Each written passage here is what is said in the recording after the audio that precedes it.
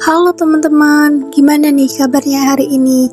Semoga kalian selalu dalam keadaan sehat dan bahagia ya. Video ini aku buat guna memenuhi tugas mata kuliah psikologi yang diampu oleh Bapak Sugandi Mihardja SAG MPD PhD. Dalam video kali ini, aku bakal bahas mengenai pengertian dari stres. Tapi sebelumnya aku pengen tanya nih ke kalian setuju nggak sih kalau misalkan mahasiswa saat ini berada di bawah banyak tekanan? Contoh, tekanan dari tugas yang diberikan seperti makalah, ujian, praktikum, atau dari faktor lain, halnya biaya kuliah, hutang, atau kesulitan mencari pekerjaan bagi mahasiswa yang baru lulus. Pada nyatanya, sedikit yang menyangkal bahwa mahasiswa saat ini berada di bawah banyak tekanan. Akibatnya, tekanan-tekanan tersebut bisa menyebabkan stres. Apa sih sebenarnya stres itu?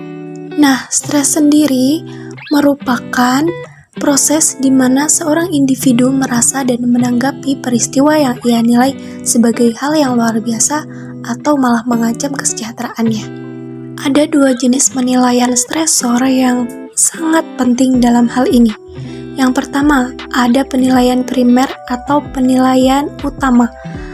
Penilaian ini merupakan penilaian tentang tingkat potensi bahaya atau ancaman terhadap kesejahteraan yang mungkin ditimbulkan oleh pemicu stres. Jadi, di penilaian primer atau penilaian utama, stresor bisa dinilai sebagai ancaman jika seorang menganggap bahwa hal itu akan menyebabkan bahaya atau kerugian. Sebaliknya, stresor mungkin akan dinilai sebagai sebuah tantangan jika seseorang percaya bahwa itu membawa potensi keuntungan atau pertumbuhan pribadi.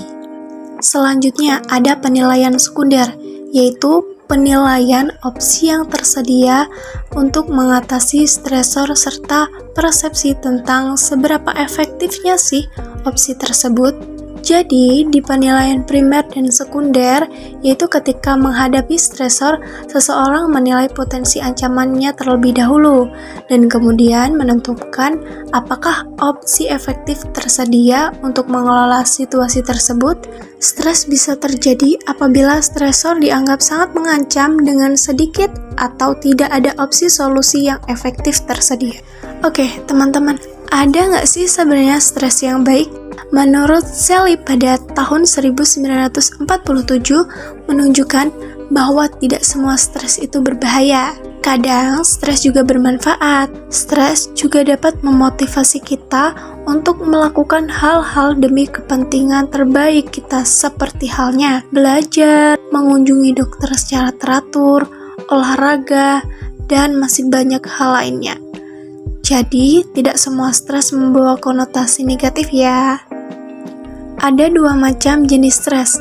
Yang pertama, ada eustress, yaitu jenis stres yang baik yang terkait dengan perasaan positif, kesehatan optimal, dan kinerja. Ketika tingkat stres mencapai tingkat optimal, kinerja juga mencapai puncaknya. Seseorang pada strategi stres tingkat ini seharinya berada pada saat penuh berenergi, fokus dengan dapat bekerja dengan sedikit usaha dan maksimal efisiensi. Namun, ketika stres melebihi optimal, itu bukan lagi kekuatan positif, melainkan menjadi berlebihan dan melemahkan atau yang disebut dengan distress. Pada tingkat distress, orang akan merasa lelah dan kinerja mereka mulai menurun. Oke, baik. Jadi sekarang kalian sudah tahu kan ya apa itu stres, dan semoga kalian bisa menentukan opsi kalian lewat jenis penilaian yang udah aku jelasin sebelumnya. Semoga video ini bisa bermanfaat ya. Oke, sekarang kita udah ada di penghujung video. Aku Dewi Kuroto Aini dari jurusan Ilmu Komunikasi Jurnalistik. Thank you for watching. Bye-bye.